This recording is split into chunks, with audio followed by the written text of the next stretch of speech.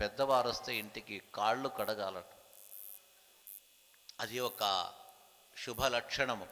ఆ కాళ్ళు కడిగితే లాభమేమి? పెద్దల కాళ్ళు కడిగితే ఆ నీటిని ప్రోక్షణం చేసుకుంటే వారికి ముందేదైనా ఆపద వచ్చేటట్టుగా ఉన్నట్టయితే, ఎప్పుడైనా వారి యొక్క జాతకంలో ఇలాంటి ఆపదలు, అది ఏ విధంగా అయినా కావచ్చు, ఆ ఇంటికి ఏదైనా ఒక దోషములు ఉన్నట్టయితే ఆ నీటిని ప్రోక్షణం చేసుకుంటే ఆపపాదావనే జనే రిషంతం నిర్దహంతో మే అని వేదము చెప్తుంది.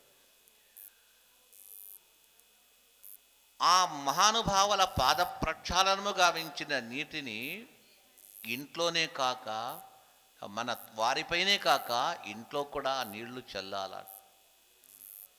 వారి యొక్క పాపములంతా పరిహారమై ఆపదలు కూడా పరిహారమైపోతుంది.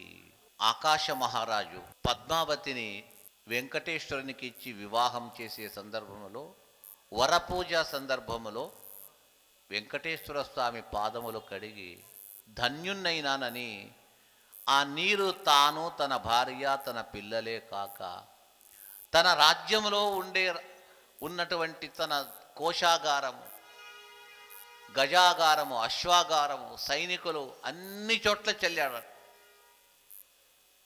ఇక మాకు అనిష్టము లేదు, ఆపదలు రాదు అని భావించాడు.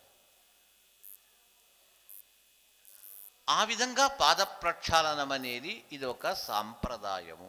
ఇది ప్రాచీన కాలం నుంచి వచ్చింది. ఇప్పుడు అది మాయమైపోయింది. అయితే కొందరికి మాత్రం తెలుసు. కొందరు ఇప్పటికీ కూడా ఆ పద్ధతిని అది పూర్తిగా తెలియకున్నా చేసేవారు ఉన్నారు. ఆయన మన గోవాడ వాసు గారు, ఆయన ఎప్పుడు ఇంటికి ఇలా పెద్దలు వస్తే ఇంటి బయటని ముందు నిలబెట్టి కాళ్ళు కడిగి ప్రోక్షణం చేసుకుని తర్వాత లోపల, ఆ పద్ధతి మంచి పద్ధతి. అదే అనుకున్నాను. వాళ్ళకి ఎట్లా వచ్చిందో, ఏ విధంగా వచ్చిందో తెలియకుండా అది భగవంతుడు కొందరికి ప్రేరణ చేసి ఉంటాడు. అలాగా నారద మహర్షికి పాద ప్రక్షాళనము స్వయంభూమన రాజు చేసి తన పిల్లలపైన, తన పరివారం పైన చెల్లాడు.